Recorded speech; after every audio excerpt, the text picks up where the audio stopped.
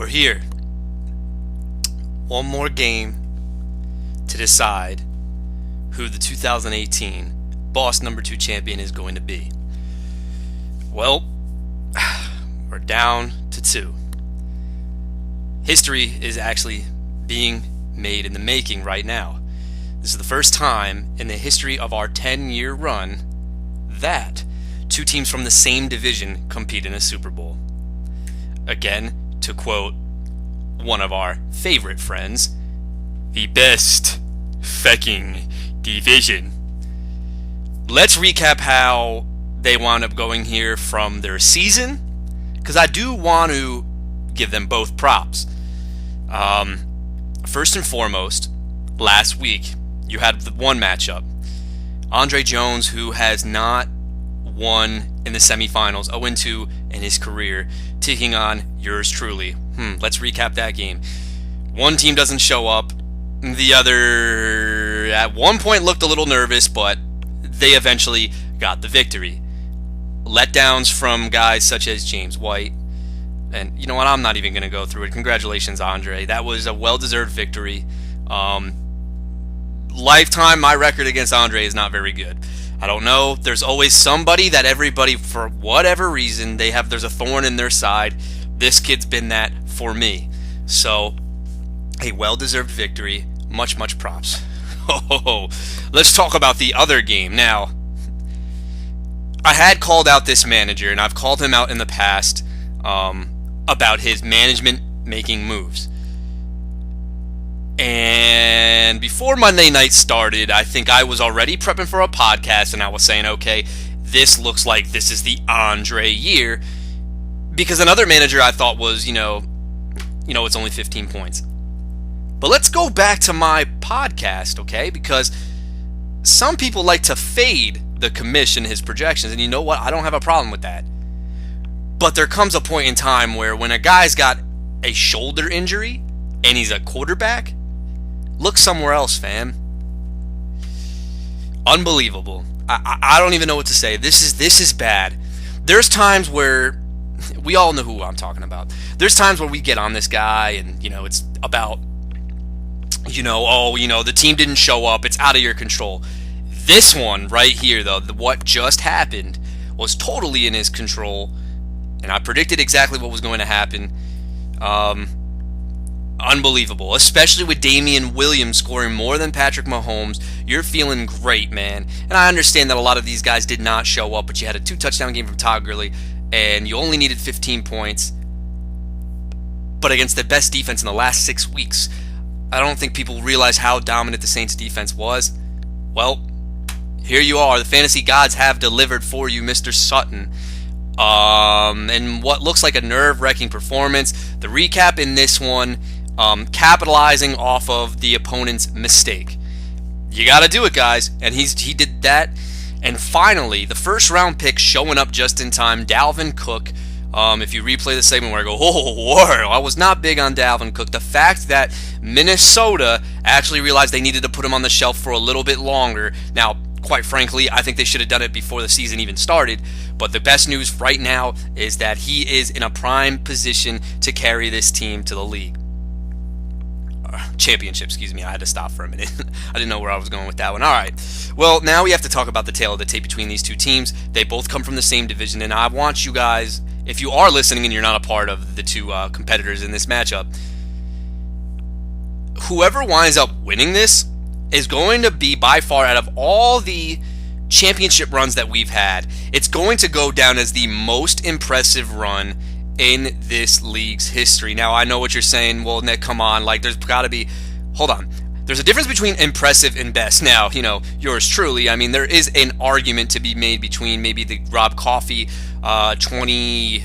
I'm getting my years mixed up. 2014, 2015...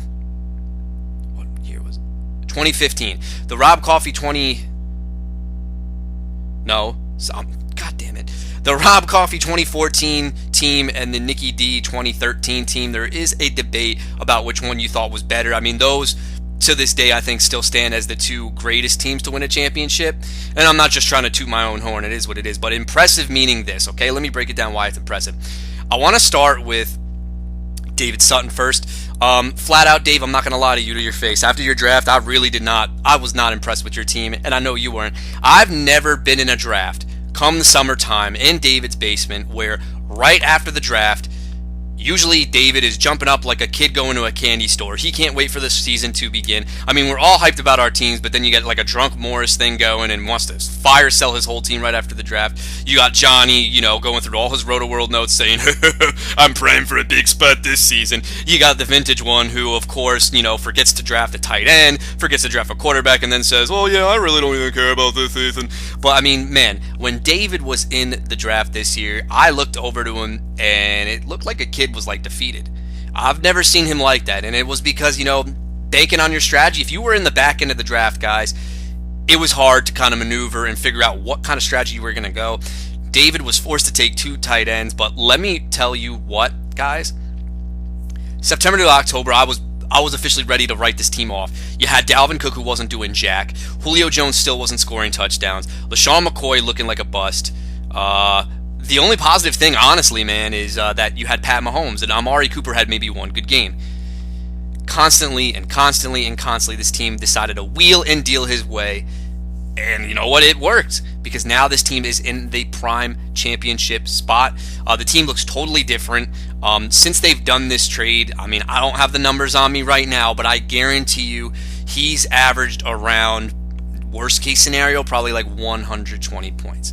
Now, I got to talk about the guy who's always been seen as an underdog when it comes to fantasy football, and that's Andre Jones. Now, when we picked the divisions this season, Andre was the only guy who's never had Super Bowl experience and the only team that does not have a Super Bowl ring. When you've got the former champion in Robert Coffey, the only 2-time champion that we have, yours truly, and of course you have David Sutton, who's been a top contender in this league for quite some time. You're the guy who is probably got the most pressure on him. He has the number 1 pick, and even at one point, I mean, you could probably make the argument by season's end it might work out for him.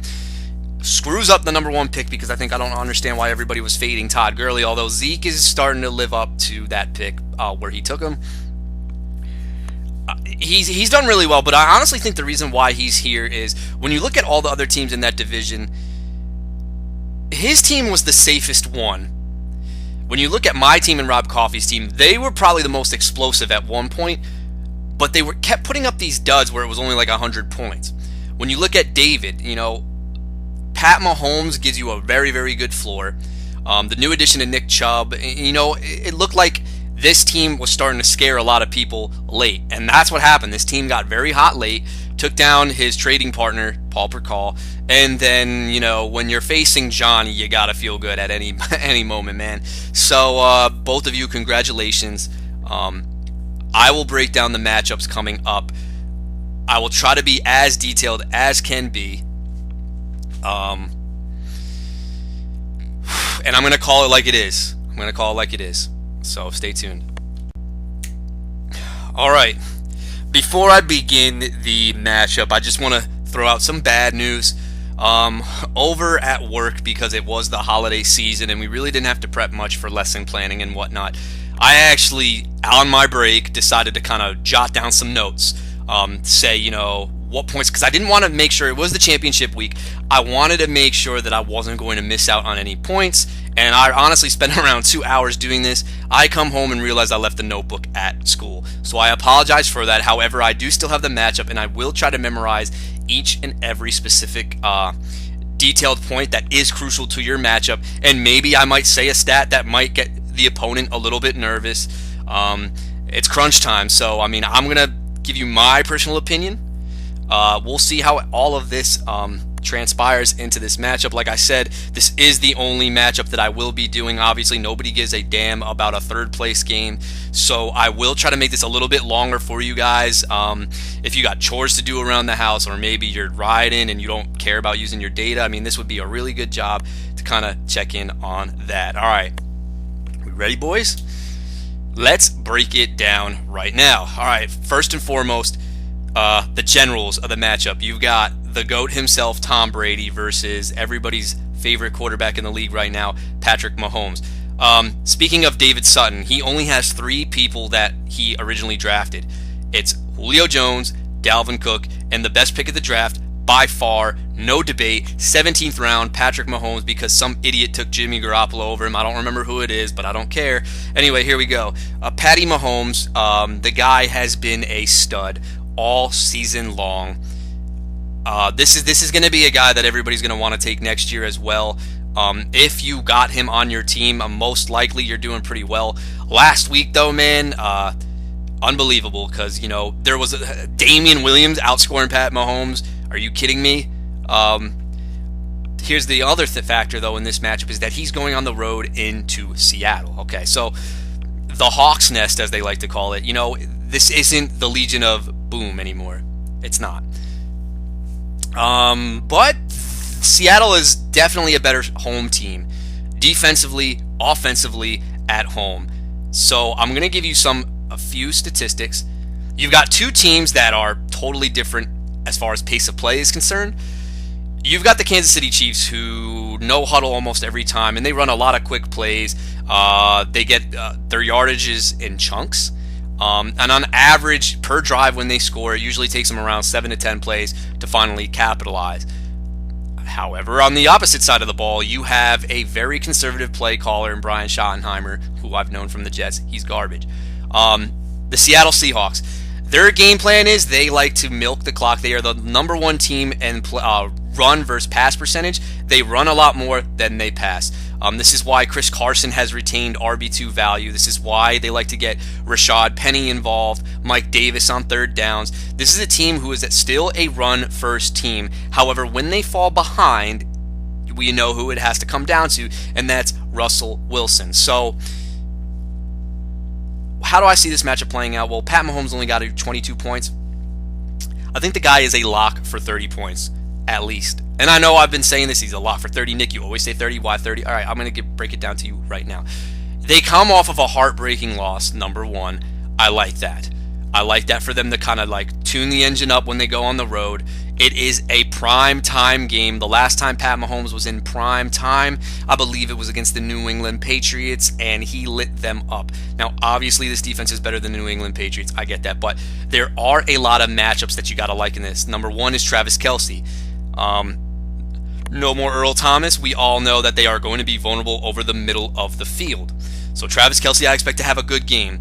I expect a phenomenal game out of Tyreek Hill. Why am I expecting a phenomenal game? You get an extra bye, kind of, because you got the 10-day rest for him to kind of heal up. Tyreek Hill, if you look on film, I know his numbers have not been good, but it's because he's dropping the ball. He's burning by everybody, so it's not an injury thing with Tyreek Hill. It's actually, he doesn't have any hands. The Oakland game, I remember he dropped 2 bombs that Patty Mahomes, he could have had a 50-point performance if Tyreek Hill could catch a ball.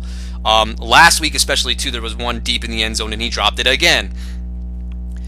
I think he's got to get his head turned around. I think he needs to kind of calm down, because I think he is getting a little anxious, because there are plays where he should easily have. They're not, where he's got to dive for them at all. It's right in his hands. But the matchup that I really like is him against Trey Flowers. Now, Trey Flowers, for those of you who don't know, on the Seattle Seahawks, is a 5th-round pick. Now, people have been calling this guy a Richard Sherman clone, but he hasn't played like it. He's over 6 foot, he's lanky, and he's strong. The issue with these long, lanky, strong cornerbacks is they always have a problem with speedsters. Why? Because if they don't get their hands on him and they miss on that move, touchdown. Now, that's if Tyreek Hill goes to the outside. He's going to be matched up against Trey Flowers, because Seattle does not shadow their corners at all. Because why? Well, they play a zone-based defense. So what does that mean? When Kansas City faces a zone-based coverage, they like to move around their pieces in the offense. They like to put Tyreek Hill in the slot a lot against zone coverage, because when you play zone, you force underneath cover 3. What does that mean?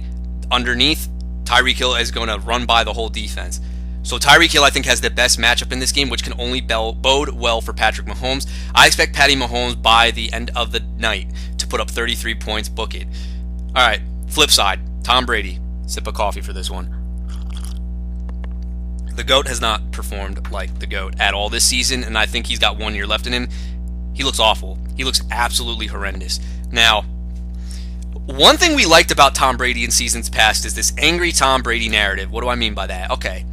So every time this guy goes up, he faces a team and they lose, it's like, oh, he's going to get pissed next week. He's going to go off. But that hasn't been the case this year, and I'm going to break it down to you right now as far as fantasy production is concerned.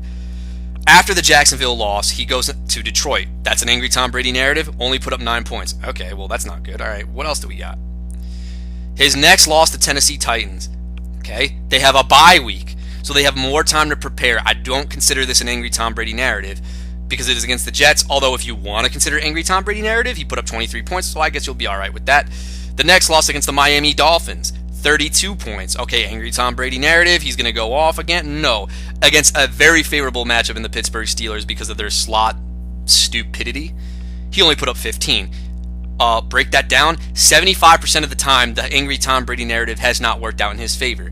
And now who do they play? The Buffalo Bills, bitch. Alright, so they play the Buffalo Bills, and the last time he played the Bills, he only put up 13 points. I know what you're thinking. It's only it was on the road, because he put up 13 points, and now they're at home. Guys, this Bills pass defense has been a beast. Shout out to Jay. So, honestly, the way I see this playing out, alright? Worst news that comes to this. Alright, my friend? Josh Gordon's gone. Not good. Why? Well, what's going to happen? So, basically, no Josh Gordon on the outside threat. If you watched the matchup last week, now, honestly, I loved what I saw last week. Tre'Davious White, we understand, is their best coverage cornerback. The problem with Tre'Davious White that he's had in his coverage ability is going up against these very tall wide receivers and getting the ball at the jump point. Kenny Golladay owned him like a rag doll the whole game. Literally, Tre'Davious White couldn't get his head turned around. Golladay was winning one-on-one every time. Stafford was not fazed by the matchup at all, and Golladay delivered because, by the way, Kenny Golladay is a stud in this league. He will be a wide receiver 1 next year, but we're not going to talk about that. Why am I bringing this stat up? Because New England does not have a guy on the outside anymore that can win those one-on-one matchups. I don't care if they're home. Their game plan has to be this now. Julian Edelman, who we'll get to in a minute because you are starting him, is going to be in the slot. Okay, so hypothetically speaking, that means he's going to probably avoid Tre'Davious White. All right, let's see about that. Taron Johnson is another good coverage cornerback. If the New England Patriots are supposed to get a victory this week, I expect a lot of Sony Michel, and I expect a lot of trickery and a lot of these running backs to be heavily involved into the game plan. And of course, Gronkowski, who's looked a little bit better. So if Brady is going to be delivering in this one, he's going to need Gronk, and he's going to need Edelman to have their best games, because who do they have on the outside? Chris Hogan, who's been an absolute bust this season, and a trickster in Cordarrelle Patterson, which I would not be surprised if he was able to burn over the top, but he's got to be 100% healthy. How do I see this planning out for Tom Brady? I already just said that Pat Mahomes is going to get 33 points. So, yeah, you're not going to be too happy. Tom Brady, on the other hand, I think you need at least 25 to feel safe from Tom Brady. But I don't know if he's going to get there. I think this is going to be a Sony Michel ground and pound type of attack, and I think Brady might have 2 touchdown upside. Because the Bills, I understand New England has lost 2 straight, but let's look at the facts here, gentlemen. The reason they lost 2 straight is because my man, Jimmy White, has not been involved these last 2 games. I expect him to be involved. Now, if they do that, Andre, most likely it's going to be out of the backfield because he's going to be the one, and if they use Gronkowski over the middle, to have the favorable advantage matchup, which means you need a Tom Brady dink and dunk drive, and when they get to the red zone, you need him to throw the ball. I only expect 2 touchdowns and a pick from Tom Brady tops, so I got to go with Patty Mahomes in a landslide. But wait a minute, we've got a viewer here. Oh, wait, Andre, don't play him. Don't play him. Drive a fancy car. All right, we cut him off. All right. Another intriguing matchup that we have here because there are a lot of question marks. Now, me personally, I'm glad that I'm doing this on Saturday because Thursday when I was prepping for the podcast, there was a lot of uncertainty, and now we have a little bit more clarity. The Andre side of the ball, you've got 2 guys that thrive in the slot, T.Y. Hilton, Julian Edelman. David's side of the ball, he's got his best man, Julio Jones, and he's got his man Keenan Allen, who is finally playing in a fantasy championship. It's never happened. All right. I'm going to start head-to-head T.Y. Hilton versus Julio Jones. This is a very intriguing matchup. Both are very questionable. Both are expected to be game-time decisions. I pretty much look at the situation with both of them and how that's going to affect if they will be able to play or not. When I start with my man T.Y. Hilton, all right, last week, he didn't practice all week and he still suits up against the Dallas defense, but they didn't really need him that much because they were amazing the whole game. Indianapolis, that is. They had a really serviceable lead, and it was the Mac attack all game. Yo, don't remind me about the Mac attack. All right. Anyway, so T.Y. Hilton, man. Sip of coffee right quick. How do I say about T.Y. Hilton? I love him in this matchup. Adore him in this matchup. T.Y. Hilton, home versus road splits is still a thing. He's now going to be on the turf. The New York Giants are going to be out of this game by the end of the first quarter. It's going to be 21-0. Now, with that being said, you got to pray that T.Y. Hilton is involved. I expect him to be. I expect all of Indianapolis' studs to get a touchdown in this one. I expect T.Y. Hilton to find Pater. I expect Eric Ebron to get Pater. And I expect Marlon Mack to get his going. And Andrew Luck is going to probably have potential to have 2 to 3 touchdowns at the half. He's going to light the Giants up. Their defense plays a lot better at home. There is no Odell Beckham.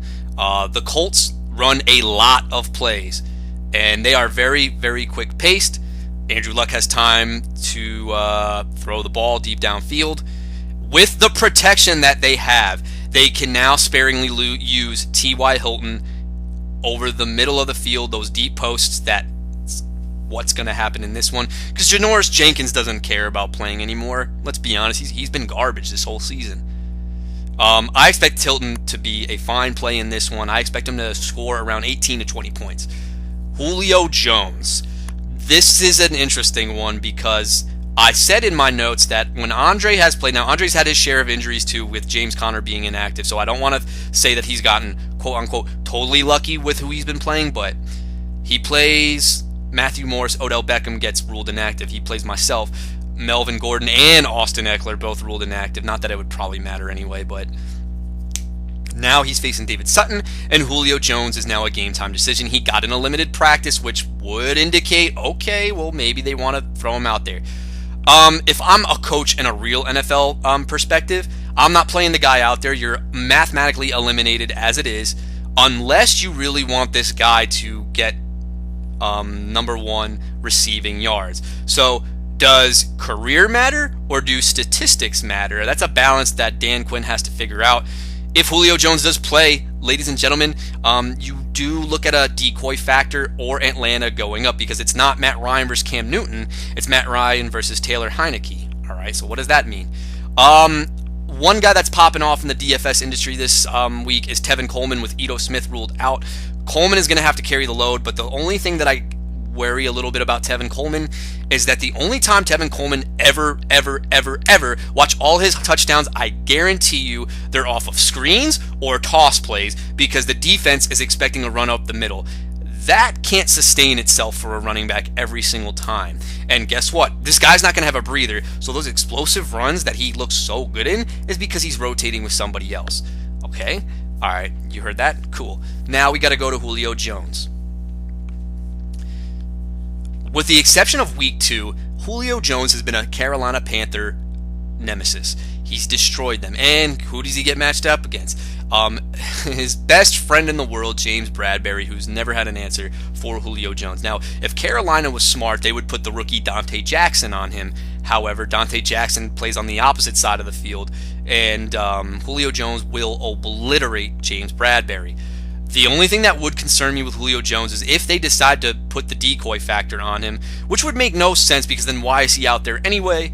That would mean that Ridley would probably be in the best spot, but Ridley's been way too boom or bust. He's been more bust than he has been boom.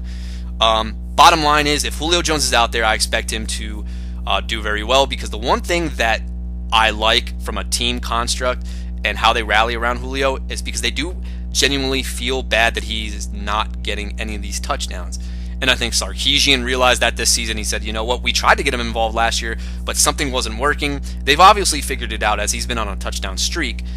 So I got to like Julio, so I think it's going to be a draw. Julian Edelman versus Keenan Allen. Keenan Allen, though, if there is one guy that worries me with the decoy tag, it's more Keenan Allen than it is Julio Jones if they suit up. We didn't know if Keenan Allen was going to be out there. He got 0 points due to an injury. David was probably livid. He is so fortunate that he has him this week. Most likely, we won't know until the night. Bro, he's good. Keenan Allen's been a stud for a while now. He is by far the best slot receiver from a route running technician standpoint. He's really, really good. If he's out there, they're going to try to probably use him as a decoy, in my personal opinion, because the Baltimore Ravens, here's the worst case scenario in this matchup. You've got the Chargers and the Ravens. From a pace of play standpoint, this is what appears to be a very slow game. Why? Chargers take the longest time to call their plays. Rivers checks the line, he likes to audible, and guess who's back? Melvin Gordon, which means that they're even going to take more of their precious time. On the flip side, the high school offense run by Lamar Jackson, run. That's the only way they've been able to win their games, is because they're killing clock and they're letting their defense take over. I, for one, think the Ravens' defense is insanely overrated, and I hope that the Chargers are able to prove that. The thing that we're looking at, too, the reason why the Ravens are ranked inside the top 5 is because their offense never gets off the field. It has nothing to do with how good they've been. But the reason why I'm going back to my fact about Keenan Allen, worst case scenario, is that there's not enough time for him to get in drives because the Ravens kill a lot of clock, and the Chargers, when they're on offense, kill a lot of clock. With that all being said, though, Eric Weddle knows Phillip Rivers very well. He knows his first and second reads. I expect Weddle to keep an eye on Keenan Allen if they go into zone coverage. If they go to a man-based coverage, I don't even think they have anybody that can cover Keenan Allen anyway if he's healthy. This would appear that it would set up more likely for the Williams brothers to go off if they're going to attack. Now, me personally, if I'm looking at what Lamar Jackson has done and what he can't do, the guy can't throw a freaking football. If I'm the San Diego Chargers, I'm taking the ball in the beginning of the game, I'm going pass first, I'm no huddling, I'm full speed ahead early on because you want Lamar Jackson to throw the ball. You do not want the Baltimore Ravens to get back and get a little bit comfortable. But the reason why I think Keenan Allen's going to play is because they were able to upset Kansas City, so now they have a shot to get the number 1 seed, and they're like, look, we know our best player out there. I don't care if you are going to lose a lung, a kidney, or whatever injury you have, Keenan Allen, get out there. Now, that could backfire for them in the playoffs, but hey, as a fantasy owner, you want them out there right now, so congratulations. However, I do see him being somewhat of a decoy. Julian Edelman, before the Josh Gordon news, I actually liked him in this matchup, and now I don't know how I feel about it. Tre'Davious White most likely is going to have to shadow Julian Edelman if they go into man coverage. Now, Tre'Davious White's best strength as a cornerback is he is very good against underneath to medial routes. He is not that good against vertical routes, which would indicate that Julian Edelman is going to be the guy that they're primed to keep an eye on, and that they're probably going to have to double Rob Gronkowski, which would indicate that Tom Brady, if he can still get it done, has to look for his guys on the outside and James White, who should be the number 1 priority in the game plan, because if you're doubling Gronk, you got James White one-on-one. So I'm a little nervous with Julian Edelman a little bit, because there's the guys that he's I'm talking about, Tre'Davious White, because the Bills do run a man-based defense. They don't. If they ran zone, Julian Edelman would kill them. But it's man, and that makes me a little bit nervous because I don't know if Jules can get the job done. The last time Tre'Davious White went into the slot, it was against Devontae Adams because he lines up everywhere. And Adams had a serviceable but not an amazing game. So I honestly think that both Keenan Allen and Julian Edelman will cancel each other out. So I do think that these wide receiver matchups will result in a draw. All right, let's go to running backs now. We're already 21 minutes in. I really hope that you're enjoying this. Ezekiel Elliott and Joe Mixon, a very underrated tag team, taking on a tag team that looks like they're in prime spots, prime positions. Nick Chubb, Dalvin Cook. Let's start on the Zeke side of the ball. You're going to feed this man, and you're going to see 30 points out of him, Andre. Book it right now, because the Tampa Bay Buccaneers suck. And guess what? Here's an interesting stat about Dak Prescott. I saw this 2 weeks ago because prepping for my matchup against Andre, I was not very confident in Matt Ryan or Minch, and I needed to find maybe an alternative. And I looked at Dak Prescott because I was like, okay, this guy just put up 33 points, and I don't like Dak at all. Here's an interesting statistic about Dak Prescott. Teams that play man coverage, all his touchdowns have come against man coverage this season, passing-wise. He doesn't have a single touchdown against zone coverage. And I saw that stat going into the Indianapolis Colts game, and because the Colts play a lot of zone-based coverage. So I said to myself, wow, this is the kind of stuff we need with statistics and quarterbacks, because we don't get enough of this. It was retweeted by the fantasy industry GOAT, who's known as Evan Silva. I know a lot of people like him because he does his matchups, which are fantastic to read if you are more so for a DFS perspective. This is a really good statistic. Tampa Bay Buccaneers play a lot of zone-based coverage. I get it, it's the Tampa Bay Buccaneers. But if this guy still can't read zone-based coverage, his completion percentage against zone is great. It's 80%. But why? Because this average yards that he throws are 4. This is a Zeke Elliott game. This is not I don't want to jinx it, but the stats are there, guys. The guy can't read zone-based defenses. I don't care if it is the Tampa Bay Buccaneers. Dak might not be, super Dak. I never called him that. I don't know what the hell I'm getting out here, but this is a Zeke game because the guy sucks against zone, and when they play zone, they resort to dumbing it off to Zeke Elliott. This guy's going to be a beast. Andre, you're going to be looking at that, and you're going to say, yes, I knew this is why I trusted my boy Zeke. Yes, yes, yes. Then you flip the red zone channel, and we go to Ohio, and what is it? It's Nick Chubb breaking off a 90-yard run, and then you're like, God damn it, I can't get past David in this one. Nick Chubb is going to be the X factor in this one. I love the matchup for Nick Chubb, and the fact that David has him. The Bengals suck. Jeff Driscoll is throwing at quarterback. No Tyler Boyd. They obliterated them in Cincy. And guess what? The Browns know what Hugh Jackson likes to do because he's an idiot. Nick Chubb is going to go off. Because you might say, oh, well, what about Baker? He hates him. Baker already did that. He threw 4 touchdowns. I think we got to get Nick Chubb some love in this one. Nick Chubb will neutralize the Zeke Elliott performance. I think Elliott gets 30 points. I think Nick Chubb's got upside for the same amount in this game. I said he was going to be a dud last week because Denver's defense plays a lot better at home. Because in the beginning of the year they were terrible against the run, but since they've stacked the box at home, they're really, really, really good. So I like Nick Chubb as well. Thank you, Harsh. So I think the Chubbster, can keep pace with Ezekiel Elliott. I'm going to say Elliott gets 31 points. I think Chubb's got 2 touchdown potential in his own. So I'm going to say Nick Chubb gets around 25. All right, a guy that I've completely was wrong on, especially after last week, because he's killed me this whole season, Joe Mixon. Oh, I'm sorry, it's Joe Mixon. Get that shit right, Nicky. Joe Mixon. All right, so Joe Mixon versus Dalvin Cook. Dalvin Cook, wow. I mean, the fact that you didn't have him the whole season, and I know I gave you a lot of this, but still, this couldn't be a better time. And I said it last week. I called another thing. They fired John DeFilippo because Kirk Cousins is nothing more than a game manager, and they said, look, let's stop airing it out every play and utilize our best player on the field, who is Dalvin Cook when healthy. Oh my God. Narrative, if you're buying into a bust game, you're going to say, well, the Lions have been so much better against the run since they've gotten Snacks Harrison. That's great and all, but I'm going to throw you a counter argument here. Snacks Harrison clogs up the middle. Dalvin Cook does not run the ball up the gut. They don't run ISO with him. They don't run halfback power. They don't run halfback gut. When Dalvin Cook is at his best, it's in the screen game, and it's off of tosses and off tackle, who they don't have anybody for. Dalvin Cook is going to eat again in this game. He scored you 30 points last week. I'm going to project 22 for him in this one. Joe Mixon, believe it or not, and I actually am starting to respect him a little bit. Can't say that I'm fully on board with him next season. Joe Mixon has looked very serviceable with Jeff Driscoll, and only Tyler Boyd is another option. I have no idea if Tyler Boyd's going to play this week. I haven't heard anything from it. If Joe Mixon was to reach that 15-point projection, it's because they're going to get blown out, and he's going to get a lot of dump-offs later on.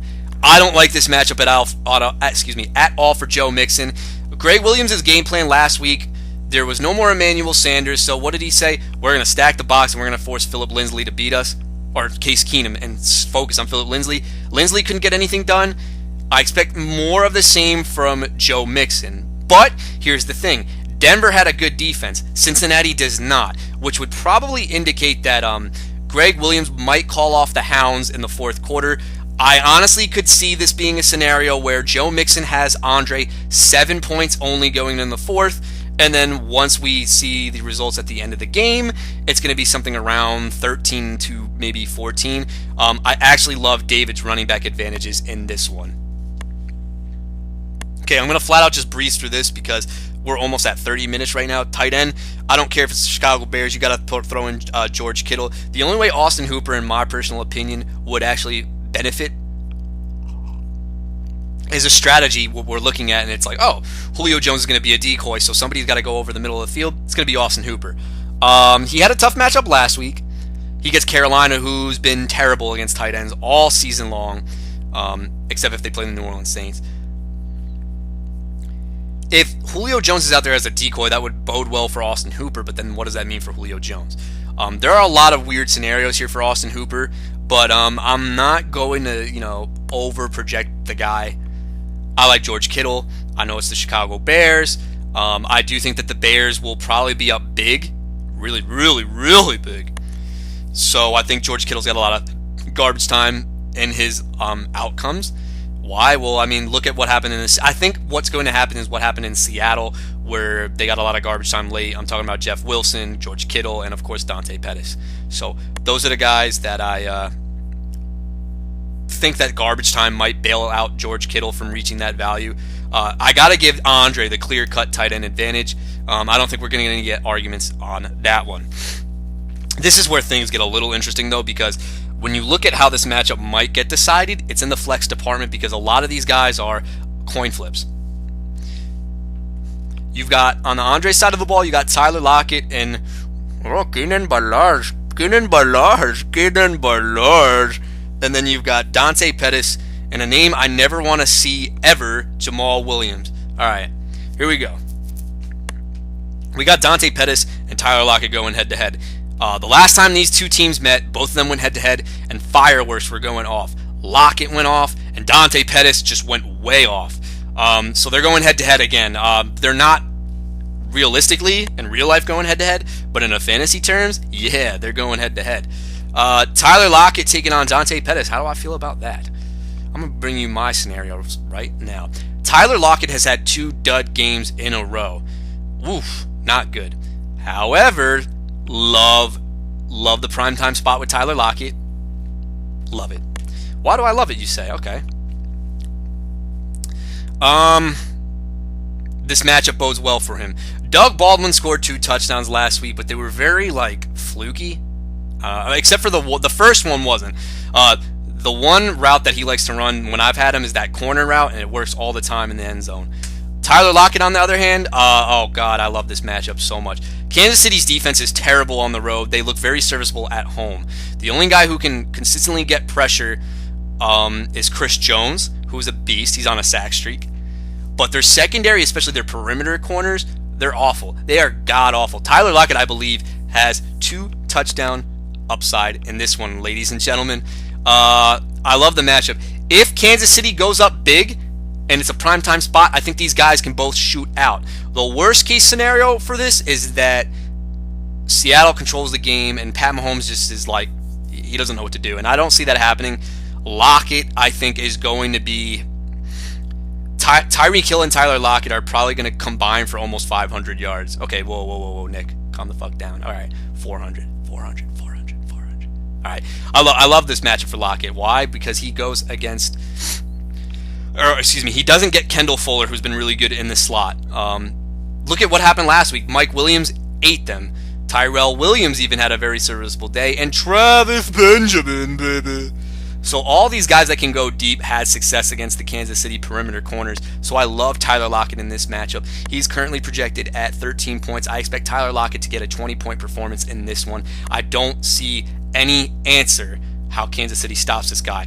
The only thing that would make me a little nervous is if Eric Berry is really, really back to full strength and they decide to go to zone and they have Eric Berry over the top to give the cornerback some help, which would then indicate that Doug Baldwin might have the better matchup. But, you know, I'm going to stick to my guns. I think Lockett's got a fantastic, fantastic matchup. Dante Pettis, honestly, the only thing you got to look for is garbage time. And the way you beat the Chicago Bears has been through, or not beat, but the way you earn your points if you're a wide receiver is if you're a guy who plays on the outside. It's what Pettis likes to do. Pettis has been a tremendous waiver wire pickup for Dre Vs Sutton, a guy who's been a little overlooked during his run. Dante Pettis, thing that bodes well for him, like I said, the perimeter corner's not very good for the Chicago Bears, but Bryce Callahan was a stud in the slot. Yeah, he's a very underrated corner for those of you who don't know who he is. He is hurt. I don't think he's playing. So that would indicate that somebody in the slot would have to step up. So I don't know. Then maybe they get creative. I don't know. But this is the Bears that play a lot of zone-based coverage. So when you've got guys on the outside and are very quick, the way they can get past zone is by busted coverage. When you play zone coverage, if the quarterback does roll out, you've got one side of the field wide open if you can read that. And if Kyle Shanahan gets creative against zone-based coverage, I can see it being a play-action boot post, because that's what happened in the Seattle game. I expect that to be a sprinkled-in play call in this one. So Pettis might have success later on, but I can't put him over Tyler Lockett. This is an interesting one. These were I assumed they were going to be picked up in the correct, I don't know about correct order, maybe.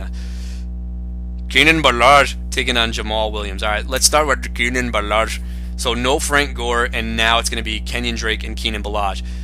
Dolphins have not been content with Kenyon Drake all season long. I think they want to see what they have in this Keenan Ballard kid.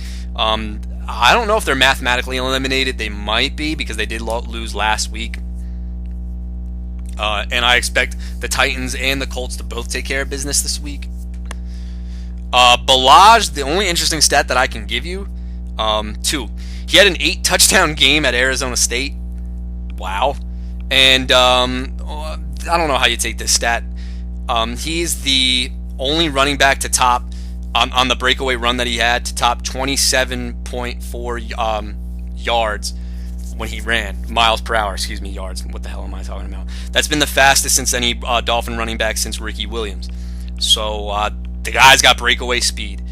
Definitely. The Jaguars do look like a team that they've quit on. However, not even however. They lost to Josh Johnson. I love this matchup for Keenan Ballard. I think it's the right call with, what's-his-face? James Conner inactive.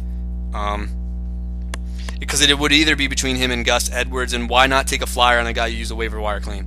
A guy who I absolutely freaking hate. I loved him last year thinking that he was going to be the guy, but he's clearly not. This guy's not good at football, Jamal Williams. The reason why Jamal Williams is still going to be a factor next season for the Green Bay Packers is because of his pass protection. But honestly, when I watch Jamal Williams, it's literally like, how do I explain it?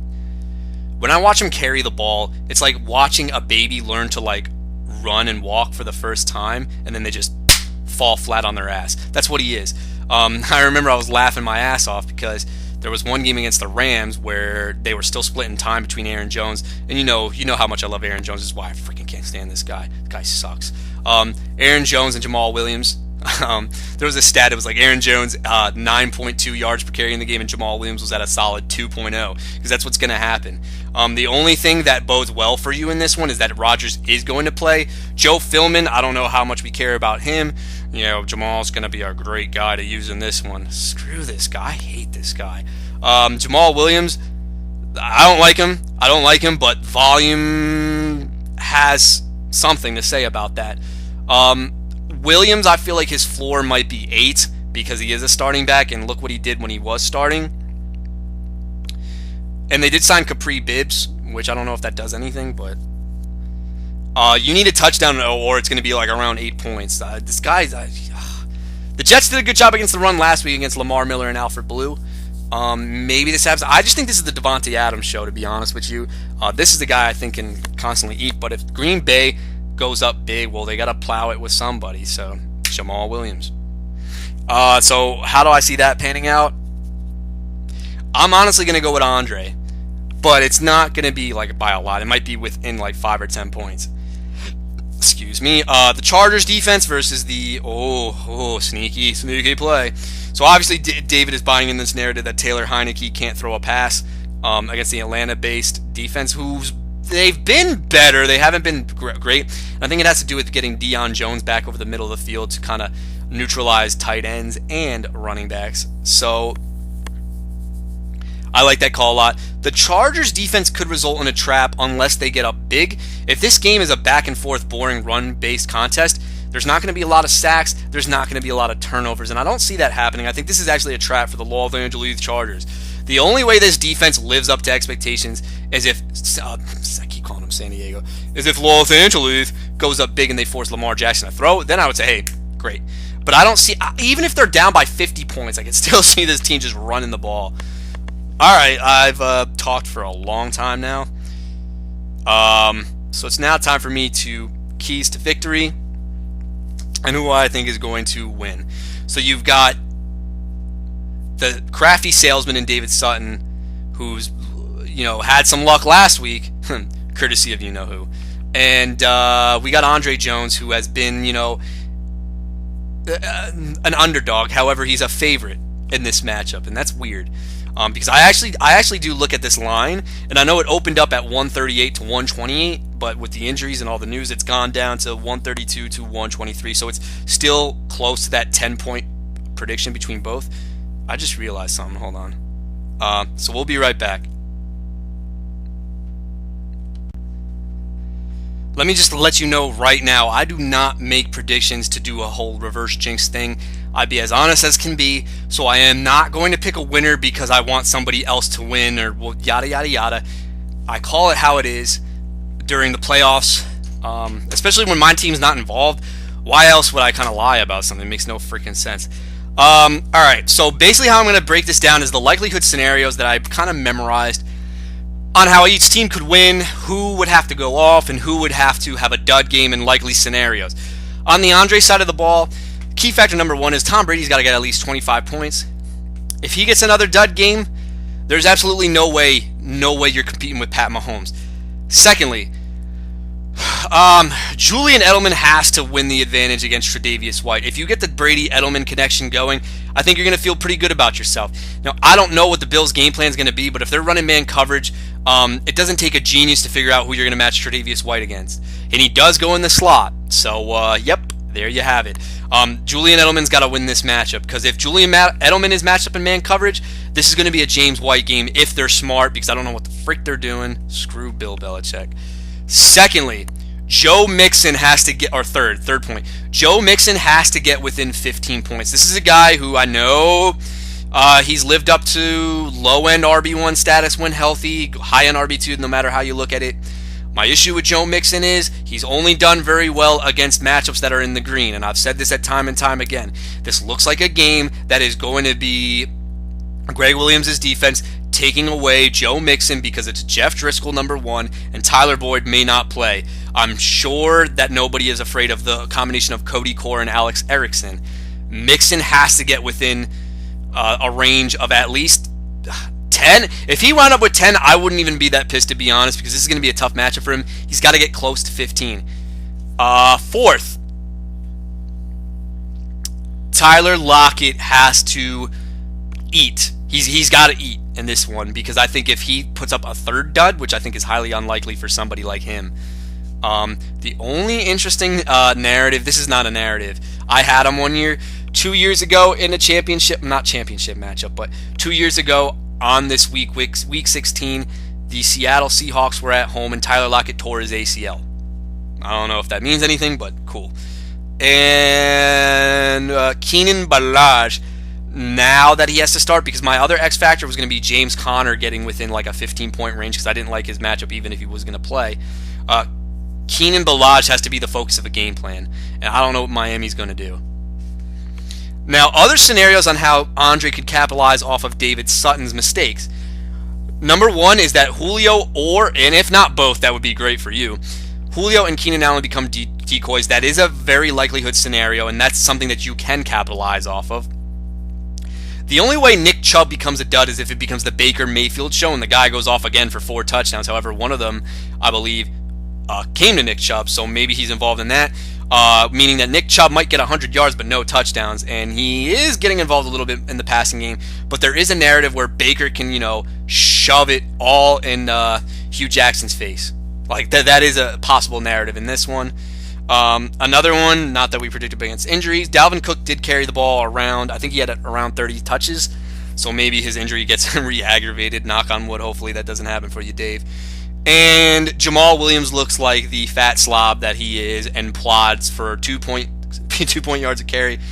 Realistically, I think his stat line is going to be something like 17 carries, 60 yards, 3 catches, 23 yards. It's just going to be an ugly volume day for Jamal Williams. Hindsight is 2020, but I do think that Elijah McGuire is the better play in that one. All right, so that's the keys to victory for Andre. Those are the possible scenarios on how he is able to win. Possible scenarios for David Sutton. Number 1, Pat Mahomes got to get Pat Mahomes type numbers. Julio Jones has to be active. I do feel like that if this guy is inactive, I'm assuming knowing the manager that David Sutton is, Mohamed Sanu might even be an option. You can't play McCoy. Breida's got a really tough matchup, and he's on one ankle. Peyton Barber becomes a little interesting, but I don't see that being a thing. I think judging off his transactions, why else would you pick up Mohamed Sanu? And Carolina's been more susceptible in the slot. So, hey, South Brunswick kid playing for a South Brunswick kid. Dante Pettis has to get garbage time, which I do think is a very, very possible scenario for him.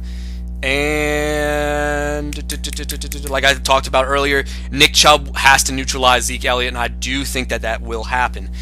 Ways that David capitalizes are all the things I said negative about Andre's team. Tom Brady, this becomes a Sony Michel thing where he just can't figure out this Buffalo defense. Julian Edelman gets shut down. Joe Mixon has a game under 10 points.